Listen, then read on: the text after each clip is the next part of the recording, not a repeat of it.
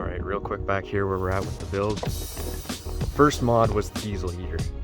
Diesel heater tank was just bungee corded in, same area. I like to find a spot underneath and mount a metal tank and then plumb in a correct standpipe so I don't have an issue of possible leakage. That cloth is there so that at a quick glance I can just see if it's leaking. Got the inverter there.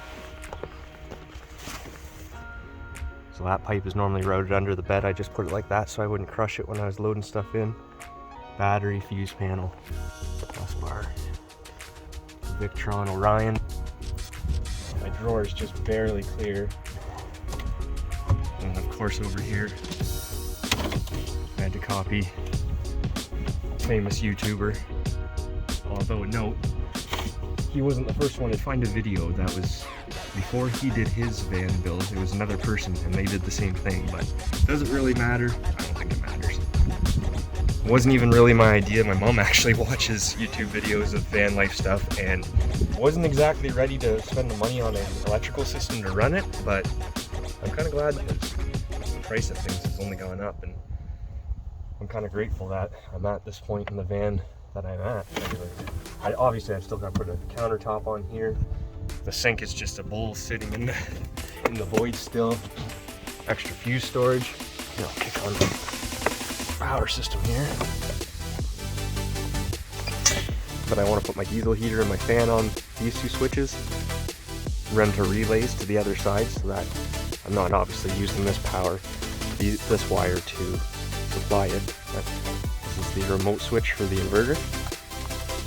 Then these first three I want to use for lighting. Different zones situation. Water tank down there. Got the inside outside temperature. I gotta change the battery in my outside temperature that's by the spare wheel well there. Sorry, I'm relapsing on my no coffee rule here, so if I'm talking a little fast, I do apologize. Carbon monoxide detector, and then my shore charger for the lithium battery. I haven't mounted that yet.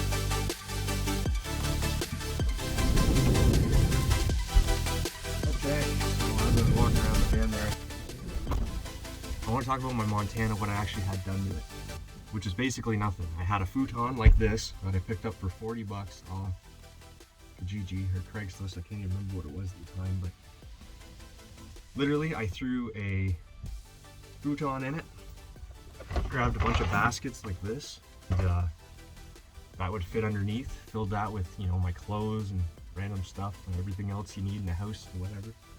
Toiletries, you name it. And I'm a mechanic by trade. I didn't mention that.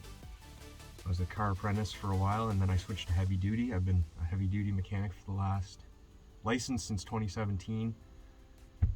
Been in the trade since I was 22, 32 now, so that's 10 years. It sounds crazy to actually say that, but losing my train of thought. Oh, the Montana. Literally a futon, some bins, and basically every tool I owned I threw in it because I was paranoid of all the things that could go wrong. I didn't want to pay shop prices for anything. I've never wanted to pay shop prices. Who does? The Montana was barely built out. Literally window coverings that my mom helped me make. Just went to the dollar store, got a thin foam that I put a flashlight up to and couldn't see any light. And then we got sticky round Velcro pieces from the dollar store or Walmart, I can't remember. And literally that was my window covering. Oh, and this curtain my mom sewed up. This was the curtain from my Montana. So this is just a black cheap blanket that was on sale at Walmart. But the whole point of that is basically you do not need to have all this stuff, all this electrical system, especially these days with the you know, high milliamp hour battery banks. You're good. You do not need all this stuff. Buy a van. If you're thinking about buying a van, just buy a van, start driving it, and, you know, make a makeshift bed and put some food in it, you know, food, water, shelter, you know, all the basics. That's all you need. So here we are on the interior. I went with the seat swivel because it's a small van. When you're sitting on the couch and you want to have any under bed storage at all, you're very limited. At my height, I'm 5'11". In this seat, it's perfect. If you take the sunshade, flip it up out of your way, oodles of room. Even if I straighten my spine, I'm not hitting. Very good purchase. If you get a, tractor swivel from Northern Tool or wherever in the States there, you raise the seat up an inch, so be mindful of that. Ironclad Metalworks. I've got other videos all on my floor. I milked the floor to the nines. I won't make another flooring video, but unless someone wants it for sure. But this floor cost me about 300 bucks, and when I first got it done, I thought to myself, why did I do that? Why did I spend that money? But I've come to realize having something to mount everything to, and if you ever do potentially spill something in here, it's going to be a lot easier to clean up. So the floor is the foundation, of course, of the van build. I would definitely, if you're serious, put a lot of work into the floor, because it's not something you want to do twice. So put a lot of thought into the floor, and it honestly isn't that much work. It's about a day and a half's work once you get everything situated, let's say. But if you watch my videos, I had to go backwards because I found water leaks. So you really want to think it through. Make sure you're starting with a completely dry and sealed van before you start putting wood in it, of course. I thought about getting another van every single day since I got rid of my last van. Driving out to BC and getting another van would go through my mind at least once a day.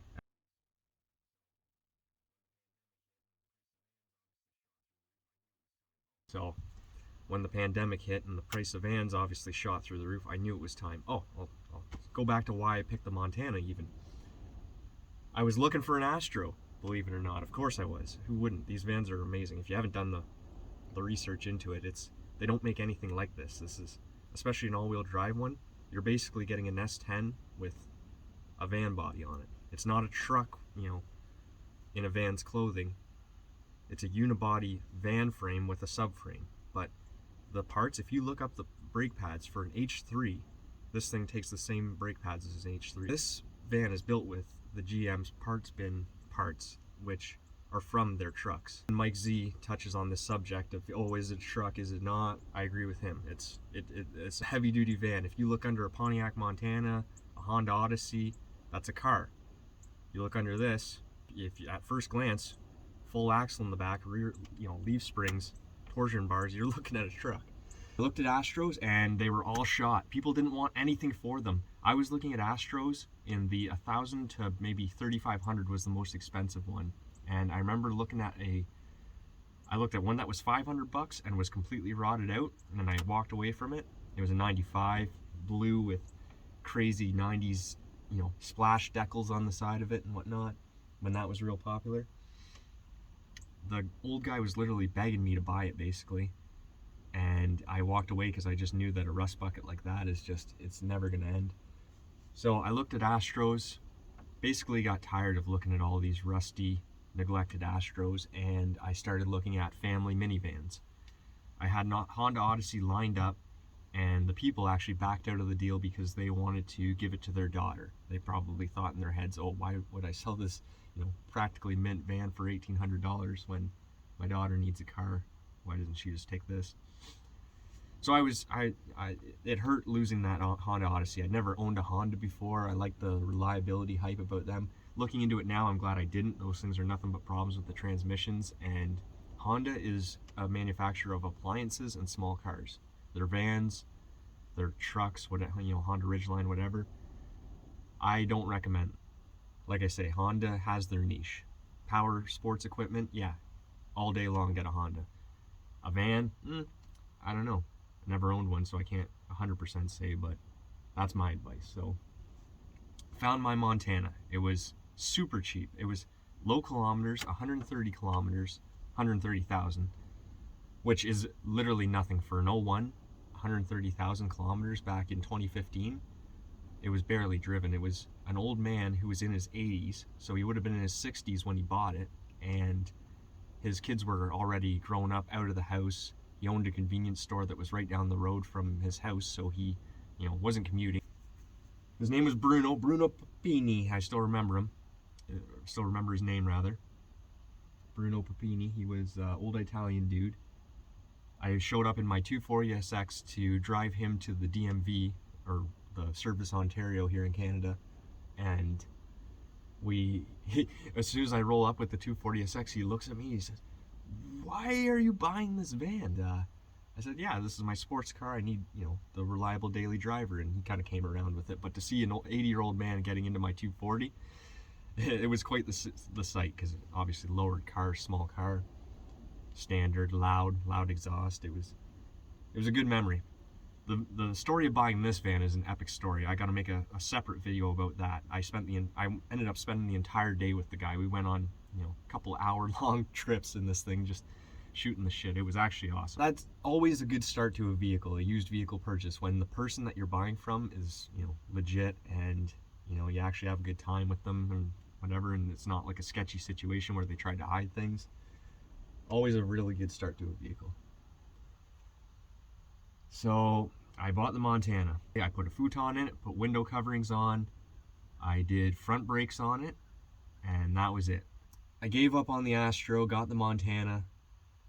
I sold it with 199,000 kilometers on it. I put 70,000 on it in under 2 years. In Canada here, it's with snow, even wet grass, you can get a two-wheel drive one of these Astros or a truck stuck out in this field that I'm in right now, even. So, you know, people say, oh, you don't need it and whatnot. You go, yeah, you chains, bigger tires, this and that. You can only do so much. Take it from me. You can only do so much, and when you need the all-wheel drive, it's nice to have it and not need it than need it and not have it, let's just say. Yeah, you extend your camping season by having the all-wheel drive, let's just say, 100%. This is an all-weather, all-year-round van. Positive 40 to negative 40. You can do it in this van. It's not going to be comfortable at positive 40, that's for sure. No AC, you know, other than the van's AC, but you can do it. You will survive. Quality components where they matter. I'm just going to touch on that real quick. The DC-to-DC charger.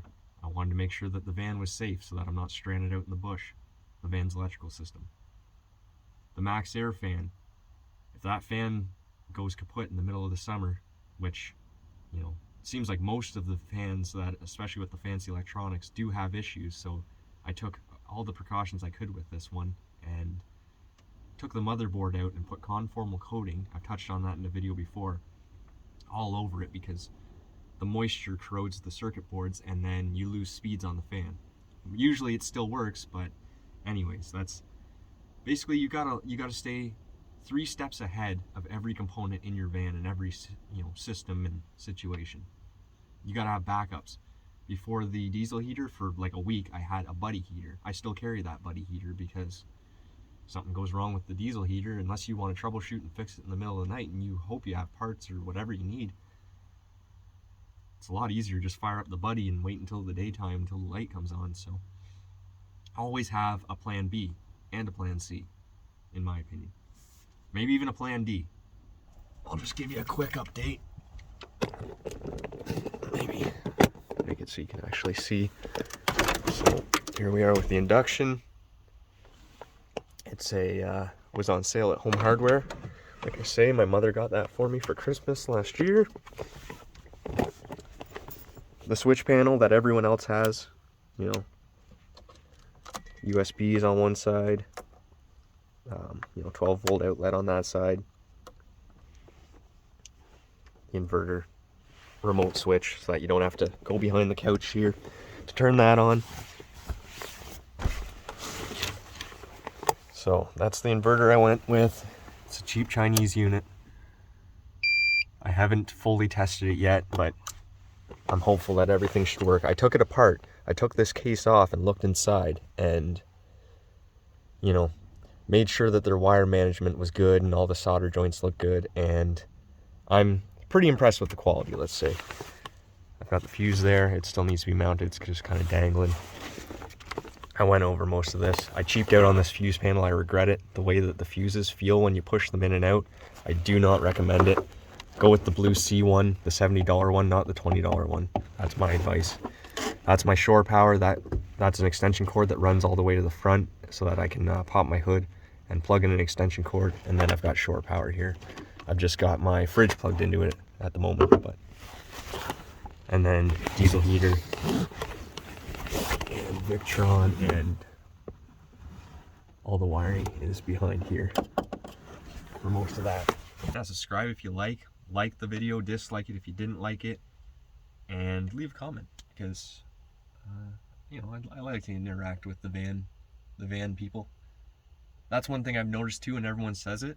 Van people seem to be the most understanding and helpful group. The car enthusiast groups, I've been in a lot of them, and there's a lot of toxicity, for sure. I would say, yeah, the Astro groups that I'm in, probably the most helpful people. I shouldn't say that. I've been a part of some pretty good forums, especially before YouTube when it was all forums. What I gotta do today, I gotta help a buddy move. I have no idea how long we've been going here, but it's probably gonna be like a half an hour of footage, so I'm gonna have to chop her down because I'm not gonna make anyone sit through all of this, but yeah.